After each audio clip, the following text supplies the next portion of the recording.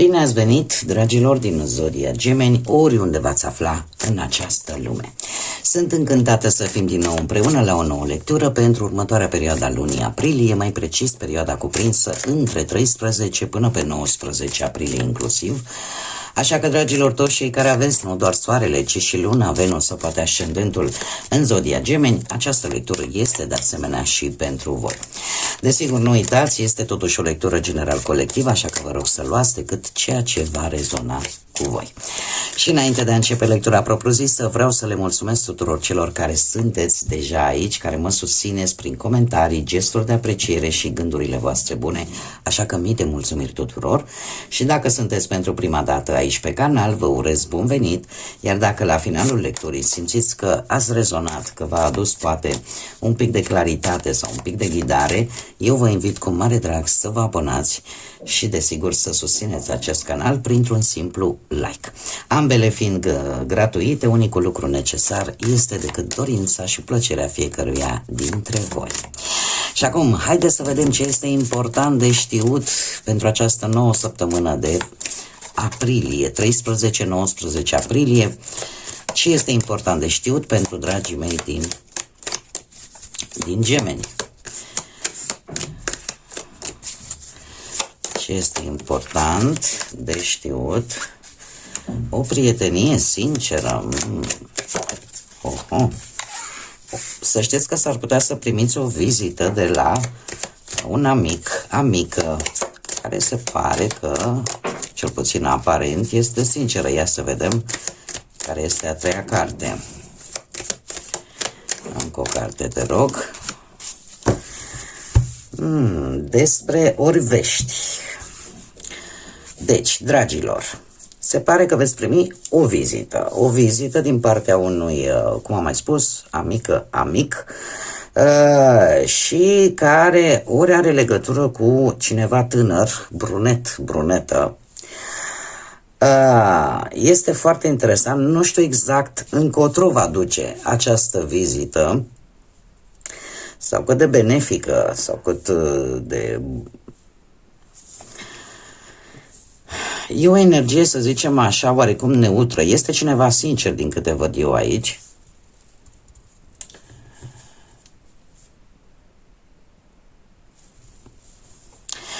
Nu știu, n-aș paria neapărat, adică nu pot să spun nici că acest amică este foarte sinceră, dar nici că n-ar fi. Cel puțin cărțile nu îmi arată acest lucru. S-ar putea să vină însoțit acest personaj de cineva tânăr.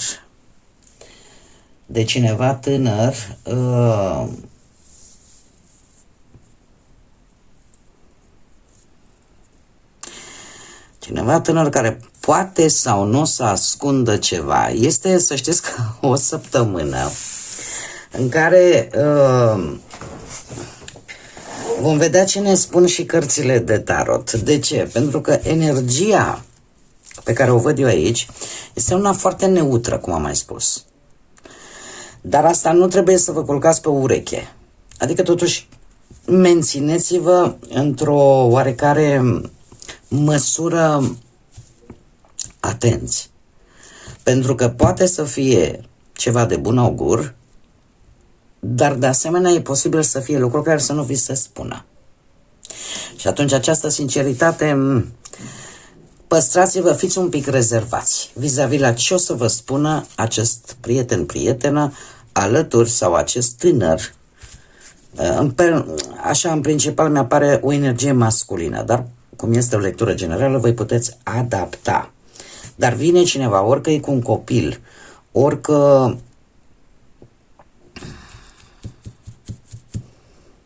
vin două energii, una masculină și una feminină, asta este clar. Una dintre energii este mai în vârstă, cealaltă este mai tânără. Dar e ceva aici care deocamdată trebuie să vă păstrați, ca să spun așa, rezervați vis-a-vis de ce o să vă spună sau ce vor să transmită aceste personaje. Dar sunt două personaje cu care veți avea o o întâlnire. Haideți să vedem acum ce ne spune tarotul. Ce este important pentru dragii mei din Gemeni în săptămâna 13-19 aprilie.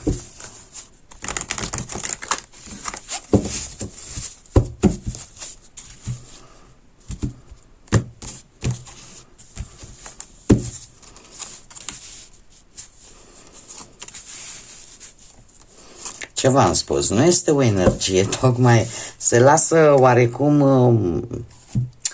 Fiți prevăzători. Fiți prevăzători că nu totul... Nu este chiar ceea ce pare. Cu toate că voi, mie mi-arată cărțile, veți ieși oarecum învingători sau veți trece cu bine. Nu va fi ceva de amploare foarte mare, chiar dacă vedeți turnul aici. Avem forța zodia Leu, iar turnul, aș putea spune că Berbec sau Scorpion, dar aduce o energie a lui Marte. A lui Marte, deci vine cu o schimbare bruscă, cu un adevăr care iese la iveală, iar o situație e posibil să se prăbușească sau să devină ușor instabilă, dar în același timp în care voi veți ieși cumva câștigători. Există un soi de invidie aici, care poate crea această situație. Ori că, cum să spun eu,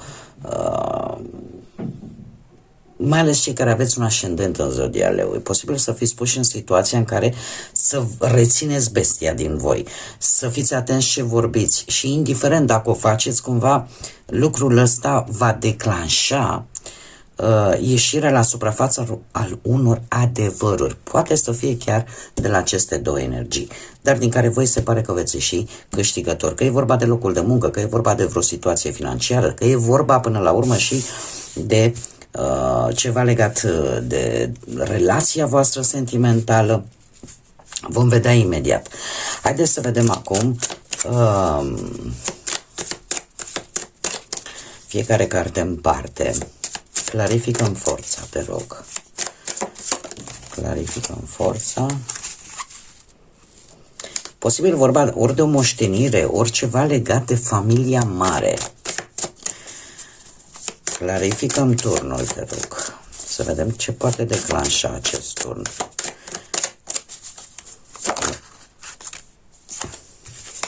O transformare. Zodia Scorpion încă o dată, să știți.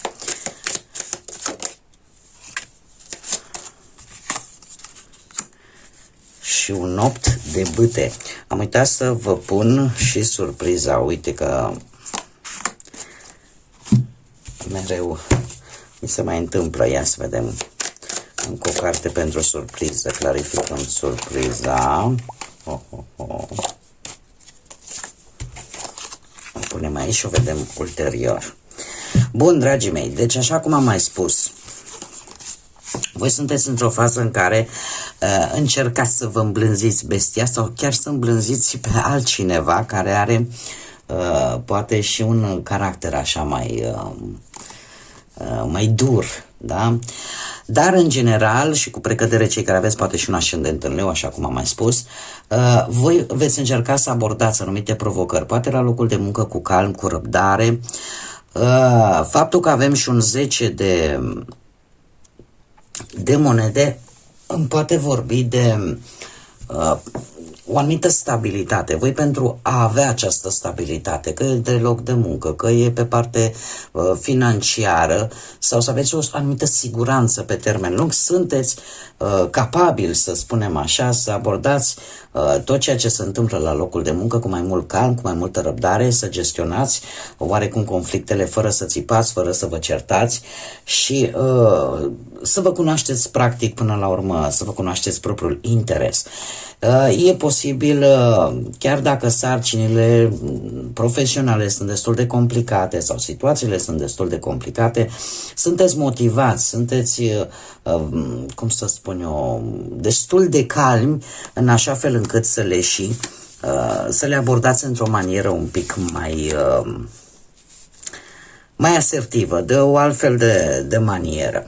Dacă vorbim pe partea asta a bănuților, aș spune că încercați să gestionați banii cu mai multă răbdare, încercați să vă calculați bugetul mult mai bine, vreți să faceți probabil, nu știu, vreo muncă suplimentară sau vreun proiect personal în așa fel încât să vă creșteți un pic veniturile.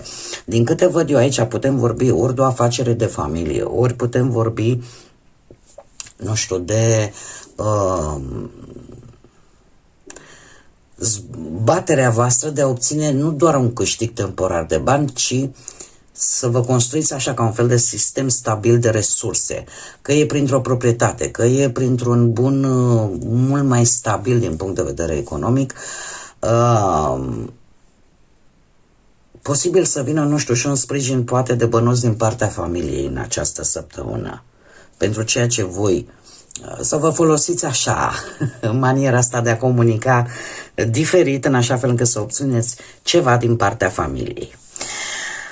Dacă vorbim de partea asta sentimentală, aș spune că cei care vă aflați într-o relație, încercați oarecum să abordați conflictele din relația voastră cu mai multă blândețe, cu mai multă răbdare, încercați să vă ascultați partenerul, încercați să discutați calm problemele din cuplul, în așa fel încât voi să arătați afecțiune și sprijin, dar prin gesturi practice și constante, poate chiar, nu știu, vă gândiți, mai ales pentru domni, zic, dar și pentru doamne, pentru toată lumea, parcă vreți să ajutați așa la treburile casnice, să încurajați partenerul să vă creadă și să vadă că lucrurile se pot face și împreună. Iar acest 10 de monede îmi vorbește că făcând acest lucru, șansele ca relația voastră să dureze și chiar să crească, să formeze așa ca o moștenire de viitor sunt foarte, foarte mari. Cum de-al minteri, eu aș spune că lucrul ăsta, pe lângă faptul că va face ca relația să fie mai stabilă și mai de lungă durată, unii chiar se pot gândi, cei care n-au oficializat, se pot gândi chiar și la o căsătorie sau pur și simplu începeți să vă faceți planuri pe termen foarte lung. În momentul în care vă dați seama că aveți valori comune, că există siguranță și că există șanse foarte mari ca relația să meargă înainte.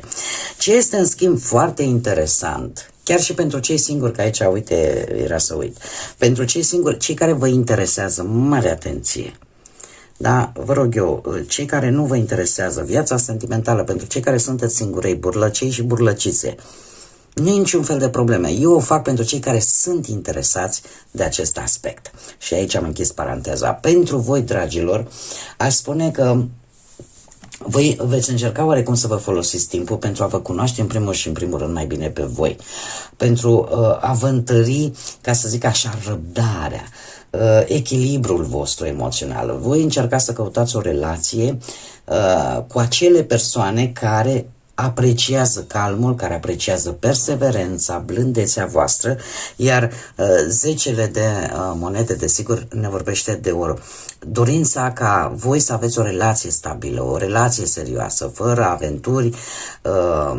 E ca și cum apare dorința aia de a vă construi o familie, iar căutarea unui partener matur și stabil este ceva foarte important pentru voi în acest moment. Ce mai este de spus, dragilor? Avem un turn și avem arcanul major. Sunt două arcane majore foarte puternice. De ce? Una reprezintă pe Marte, cealaltă pe Pluton. Avem, cum am mai spus, zodia Berbec sau Scorpion, în ambele se repetă zodia Scorpion și ne vorbește de o situație creată în această săptămână care o să vă cam zguduie, dar în același timp să știți care vă împinge înainte paradoxal.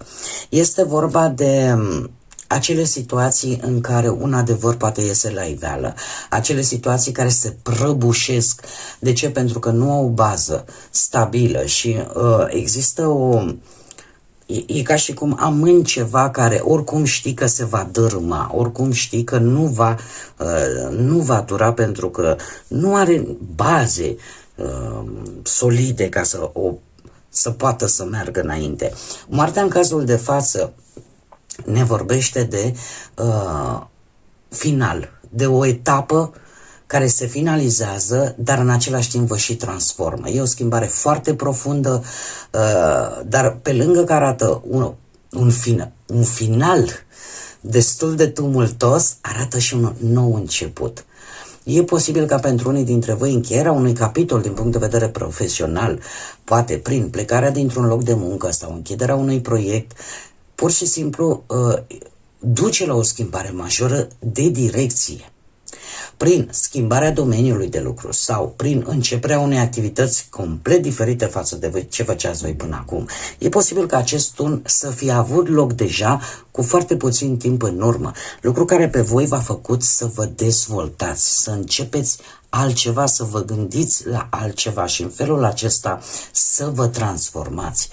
Putem vorbi chiar și pe partea banilor, da? Să se fi încheiat, nu știu, brusc o anumită sursă de venit. Da? Sau o situație financiară veche se poate termina. Poate chiar și un contract sau vânzarea unui bun.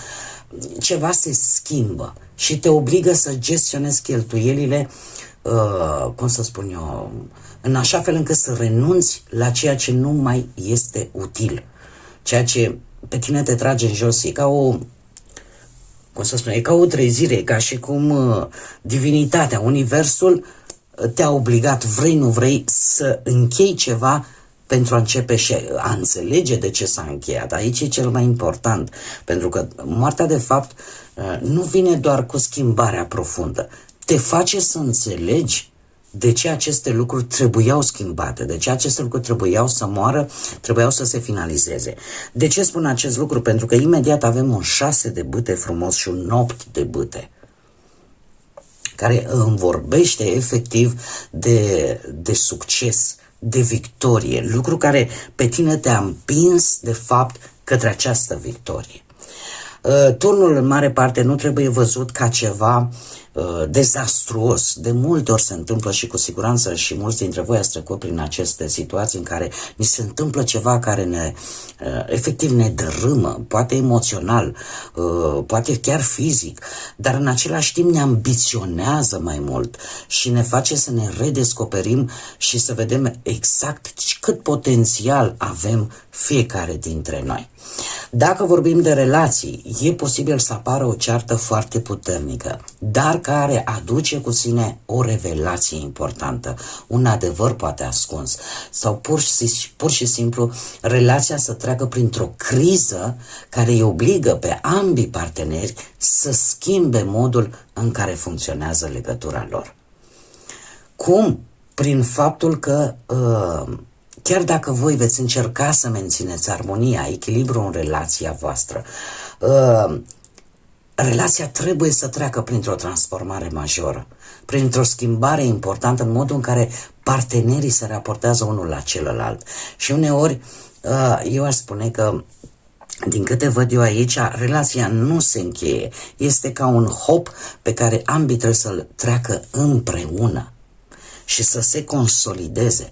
Pe viitor să fie poate mai atenți la detaliile unul la celălalt, pentru că avem totuși acest 6 de bâte și cu 8-ul de bâte aici, aș spune că situațiile, toate aceste situații pot aduce evenimente neașteptate, vești care schimbă ritmul relației sau poate evenimente care face așa, aduce o schimbare de planuri în relația voastră, dar voi descoperiți că e nevoie de flexibilitate, e nevoie de adaptare și eu zic că veți trece cu succes acest turn și această transformare.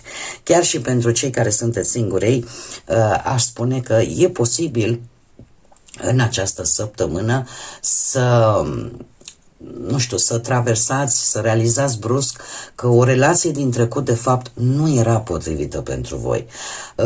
Și lucrul ăsta vă face să vă decideți să schimbați complet modul în care veți aborda relațiile de acum înainte. Se produce această transformare și pentru voi această săptămână, pentru cei singuri, desigur, cei care sunteți interesați, e o perioadă de eliberare de trecut.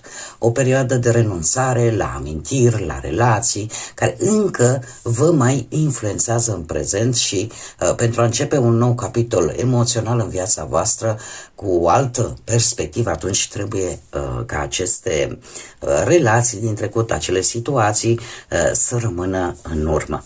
Lucru care, desigur, vă poate ajuta să întâlniți chiar într-un mod foarte rapid, să apară așa șansa unor întâlniri rapide, experiențe sociale, au altfel de energie, chiar puteți participa la un eveniment sau pur și simplu la o întâlnire neașteptată, care să vă ajute să interacționați mai activ, dar sub o altfel de lumină.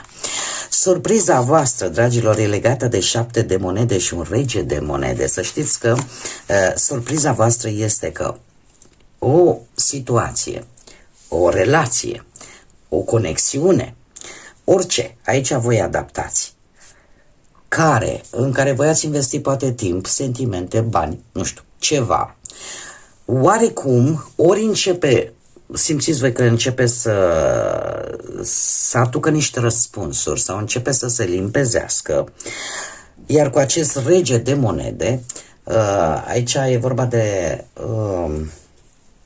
zodiile de pământ, Taur, Fecioară sau Capricorn. Orică voi aveți legătură cu aceste zodii în mod direct prin harta voastră astrală sau există într-adevăr o energie din aceste zodii care într-un fel sau altul are o legătură cu ceea ce vă interesează pe voi. Ce vreau eu să spun? Faptul că veți ști în această săptămână sau veți reuși să vă dați seama exact unde trebuie să mai investiți sentimente, timp, bani, ce vreți voi, da, energie și unde nu. Această triere, ca să spunem așa, vă poate ajuta foarte mult ca voi să obțineți o stabilitate și în special o stabilitate financiară, dar o stabilitate în general.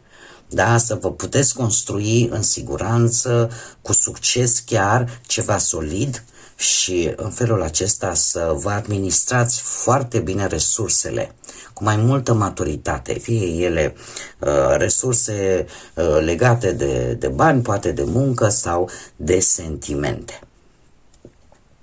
Pentru cei singuri, aici trebuie să fac, pentru cei interesați, e posibil să apară o persoană matură, stabilă în viața voastră sau pur și simplu voi veți fi într-o perioadă în care vă dați seama că sunteți mult mai stabili din punct de vedere personal și știți exact ceea ce căutați. Dar, cum am mai spus, puteți întâlni o persoană serioasă, cu viața pusă bine în ordine sau pe cineva care să caute într-adevăr o relație stabilă, dar și matură, care are dorința asta de a construi poate o familie sau un viitor sigur. Haideți și e cineva, posibil pentru cei singuri, la care voi ați cam lucrat așa, cât un pic de-a lungul timpului și cumva începe să apară un interes din partea acestei persoane. Haideți să vedem și care este mesajul îngerilor pentru voi, dragilor, în această săptămână 13-19 aprilie și-l avem pe Imamiah, care ne spune ridică-te și mergi și, cum să spun eu, mergi înainte, pune un pic de putere în acțiunile tale și fă ca lucrurile să se întâmple. Este un îndemn, așa cum am mai spus, de a nu lua aceste experiențe supărătoare, adevărat, ca pe acea vorbă de duh pe care ți-o dă un părinte atunci când ești mic, pentru a te trezi, pentru a te ajuta și a-ți da seama de fapt unde trebuie să consumi energie sau ce nu trebuie să mai repeți.